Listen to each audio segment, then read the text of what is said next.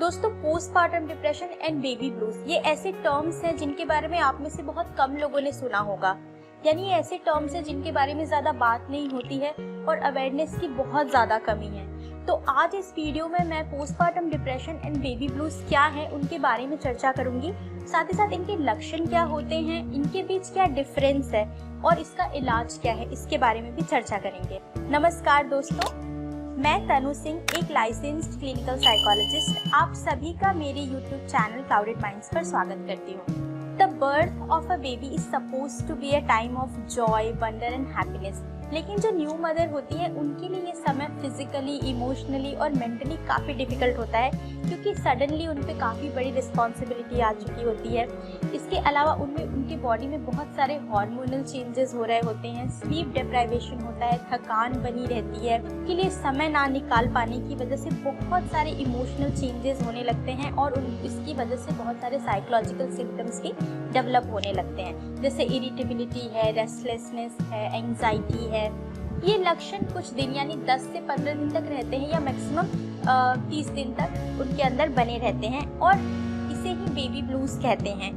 और रिसर्चेस ये बताते हैं कि अप्रॉक्सीमेटली 80% विमेन जो हैं वो इस अवस्था से गुजरती हैं पोस्ट डिलीवरी। चलिए जानते हैं पोस्टपार्टम डिप्रेशन क्या है। पोस्टपार्टम डिप्रेशन एक मूड डिसऑर्डर है जो एक विमेन में एक बच्चे को जन्म देने के तुरंत बाद या कुछ दिनों के बाद या कुछ महीनों के बाद डेवलप हो सकते हैं। यह डिसऑर्डर किसी भी विमेन को, चाहे वो किसी भी धर्म की हो, जाति की हो, उम्र की हो, किसी भी सोशल इकोनॉमिक बैकग्राउंड से आती हो, उनका एजुकेशनल बैकग्राउंड कुछ भी हो, किसी को भी प्रभावित कर सकता है। Postpartum depression and baby blues ये ऐसी कंडीशंस हैं जो एक विमेन में एक बच्चे को जन्म देने के बाद डेवलप होते हैं। साइंस ऑफ बेबी, बिना वजह के रोना या छोटी छोटी बातों पर रोना, स्पाउस के साथ झगड़ा होना या बिना वजह के बहुत ज्यादा एक दूसरे से आर्ग्यूमेंट होना, एग्जॉस्टेड होने के बाद भी नींद ना आना, बिना वजह के चिंता करना या परेशान रहना।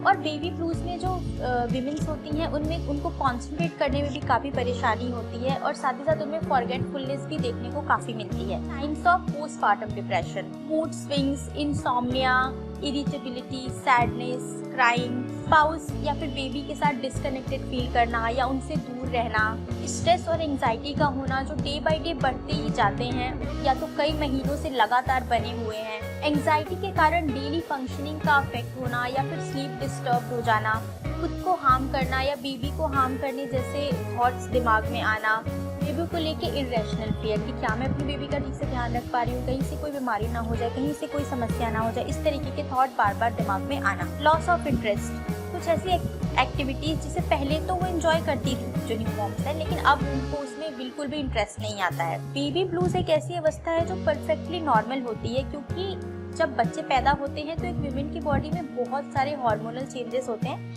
जिसकी वजह से ये सिम्टम्स डेवलप हो जाते हैं। बट ये सिम्टम्स जो होते हैं वो काफ़ी माइल्ड और टेम्परेरी होते हैं, यानी जैसे ही बॉडी के अंदर जो हार्मोन्स होते हैं न्यू मॉम के वो जब सेटल होने लगते हैं तो ये सिम्टम्स अपने आप चले जाते हैं। और ये सिम्टम्स का जो ड्यूरेशन होता है वो 10 से 15 दिन या मैक्सिमम 30 दिन तक ही रहता है।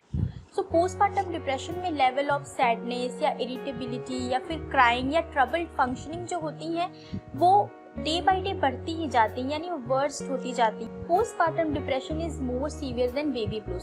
तो जो पोस्टपार्टम डिप्रेशन होता है वो एक सीरियस कंडीशन होता है, जबकि जो बेबी ब्लूज है ये नॉर्मल होते हैं। इनमें जो सिम्टम्स होते हैं वो काफ़ी माइल्ड और टेम्परेरी होते हैं। तो चलिए अब हम बात करते हैं बेबी ब्लूज और पोस्टपार्टम डिप्रेशन के ट्रीटमेंट के बारे में। तो बेबी ब्लूज जो है वो परफेक्टली नॉर्मल स्टेट होता है। इस सिचुएशन में प्रोफेशनल हेल्प की ज़रूरत नहीं होती है। अगर प्रॉपर फैमिली सपोर्ट और स्पाउस का सपोर्ट अवेलेबल है तो जो न्यू मदर्स होती हैं वो अपने इन कंडीशन को आराम से मैनेज कर सकती हैं। लेकिन कुछ सेल्फ केयर टेक्निक्स होते हैं जिसको यूज़ करके जो न्यू मदर हैं वो और भी अच्छे से अपनी जो बेबी ब्लूज के सिम्टम्स हैं उनको मैनेज कर सकती हैं। इसमें सबसे पहला है जितना हो सके उतना आप रेस्ट करो, और अगर आपके फैमिली या फ्रेंड में कोई सदस्य आपको हेल्प ऑफर कर रहा है तो उसे प्लीज़ एक्सेप्ट करिए। इसके अलावा दूसरा जो है वो connect with other new moms.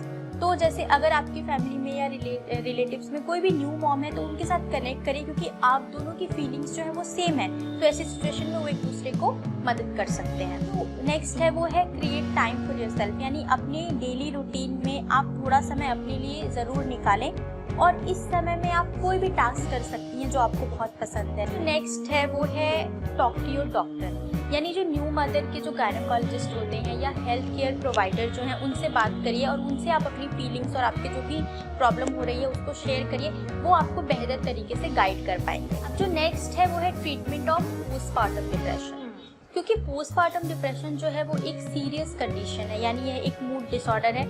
तो यहाँ पर प्रोफेशनल हेल्प की रिक्वायरमेंट बहुत ज़्यादा होती है। तो प्रोफेशनल हेल्प में जो ट्रीटमेंट होते हैं वो होते हैं साइकोथेरेपी और मेडिकेशन।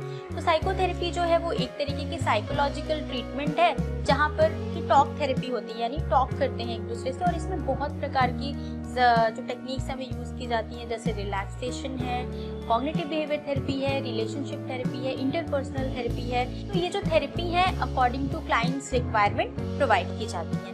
जो दूसरी चीज़ है वो है मेडिकेशन। अगर बहुत इंपॉर्टेंट हो, जैसे कि इंसोम्निया हो रहा है या सीवियर एंजाइटी हो रही है या सुसाइडल थॉट्स आ रहे हैं, तो ऐसी सिचुएशन में कुछ मेडिकेशंस भी प्रोवाइड किए जाते हैं। यूजुअली क्या होता है, जब भी एक बच्चे का जन्म होता है तो पूरी फैमिली का जो अटेंशन है वो सडनली बच्ची की तरफ चला जाता है, लेकिन उस समय जो ये न्यू मॉम होती हैं उनको भी इमोशनल सपोर्ट की बहुत ज़्यादा ज़रूरत होती है। तो नेक्स्ट टाइम जब भी आप किसी न्यू मदर से मिलते हैं उन्हें हेल्प ऑफर। मैं आशा करती हूँ आपको मेरा वीडियो पसंद आया होगा। अगर वीडियो पसंद आए तो प्लीज़ इसे एक लाइक करना ना भूलें और मुझे कमेंट्स में लिख के बताएं आपको वीडियो कैसा लगा। और भी ऐसे वीडियोस को देखने के लिए मेरे चैनल को सब्सक्राइब करना ना भूलें।